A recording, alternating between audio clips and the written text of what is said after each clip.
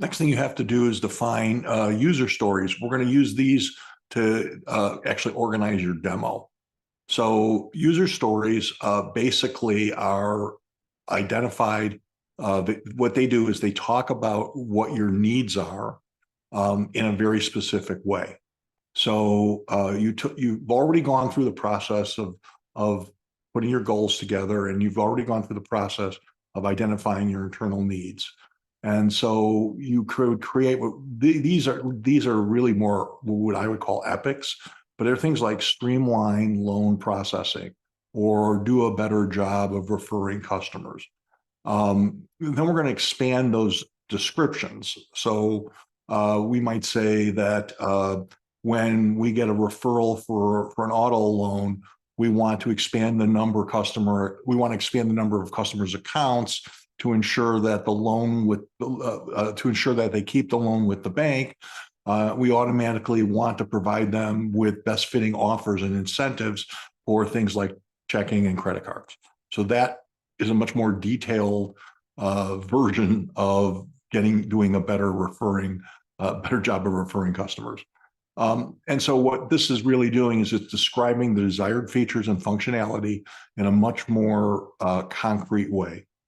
And then how do we do user stories? User stories are really simple. They say who's doing it, when are they doing it, what are they doing, and why are they doing it? And so if you can just sort of keep that in mind, you can write them up any way you want, but there's a formal way of doing that. So I would go out and I would interview key people in the organization. I define their pain points. I identify use cases where the system it can be used in each department, and I would create user stories. So here are some user stories. Who, as a sales manager? What? I want to track sales opportunities through the CRM pipeline, assign tasks to team members, and monitor progress in real time, facilitating better sales forecasting and pipeline management. Or as a salesperson, I want the CRM system, that was who, by the way, I want the CRM system to automate routine administrative tasks, that's the what, such as updating contract records and scheduling, follow-up reminders, allowing me to focus on more, this is the why, allowing me to focus on more prospecting and closing deals efficiently. Marketing would have a user story like, as a marketing manager, I want to track effectiveness of marketing campaigns and generating leads and converting them into customers, leveraging CRM analytics and reporting features to optimize marketing strategies. And for customer service, we have one as well. But I think the key point of this is for every user story you have, you can write a test case for it. So user stories become really important for the demo and for the selection, and they become even more important when you're ready to implement. So let's just move on. So now we're going to go and define requirements and rank features. So requirements is what a CRM should be able to do at a high level. That's what we're defining it. So I want a 360 view of the customer. I want tool collaboration. I want lead management, segmentation, contact center, case management. Now, the reason why we're doing it at this really high level is because the 360 view of the customer performed by one CRM vendor may be a different process. So when you're looking at how they do it, you really can't ask them to do it in a very specific way.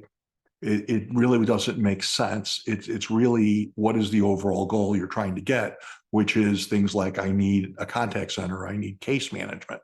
And every system has a possibly slightly different way of doing case management. So if you get too specific, you could eliminate a CRM vendor because they just have a different way of doing things.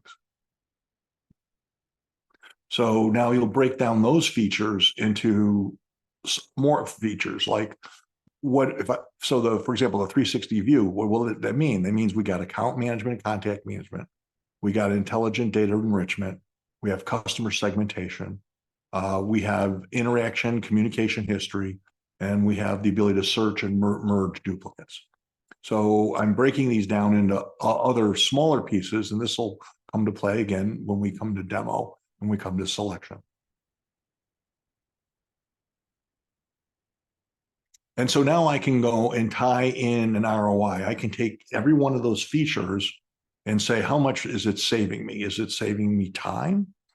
And so if it's saving, because the ROI really falls into two categories, tangibles and intangibles. And tangible ROI is really easy to do, and intangible is not. Intangible would be things like I'm creating a workflow that the salespeople use that would reduce the time that the salespeople have to do data entry, and that would save them 20 minutes a day, and there's 200 sales reps. And so you can calculate the average salary, you can calculate what 20 minutes a day would be, and then you can compare that to the cost of adding that feature. And if that feature only costs, say, $1,000, you probably just saved money on it, right? So that's sort of how we're going to do it. Then there's these intangible ROIs, which are things like this is a much better customer experience. We can't really target and say what does that mean, but there's got to be some way of quantifying a value to that. So you could say, well, if I have a better customer experience, we're going to have less churn, and that means we're going to save X dollars. Or providing a better customer experience means they'll buy more product, which means we will have increased sales, and that'll have a value with it. So you're going to try to make your best guess at taking those intangibles and turning them into tangibles. And then once that happens, once you have the ROI on all these things, you can start setting your priorities. And I always tell people that when you create priorities, they're not like high, medium, low. They're more like a ranking. So there's only one number one highest priority. There's only one number two highest priority, and so on. So and this becomes a challenge, by the way. I will say this: most groups have a hard time agreeing on what is the number one challenge for a company. But you got to try to do your best to get them ordered in, at least, if not single ranking, at least a lot of different groupings. And because what you're going to want to do is you're going to compare your budget later on to the ROIs you're going to save, so that you're actually picking the most profitable components that you're going to implement. Let me go next slide. So why rank numerically? Helps you focus on selecting only on CRMs that can deliver exactly what you need, and avoids distractions. And it also narrows down the number of CRMs you have to look at. You could literally take your list of features that you want and need, and you could probably go to most websites for most CRM providers, or you can go to an analyst agency and they'll tell you which CRMs meet those. So let's analyze the ROI. So if you tie each feature to a problem, you can quantify the solving of those problems and focus on the savings that's provided.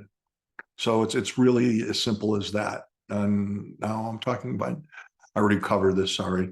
So you want to make intangibles tangible, which is by making reasonable assumptions.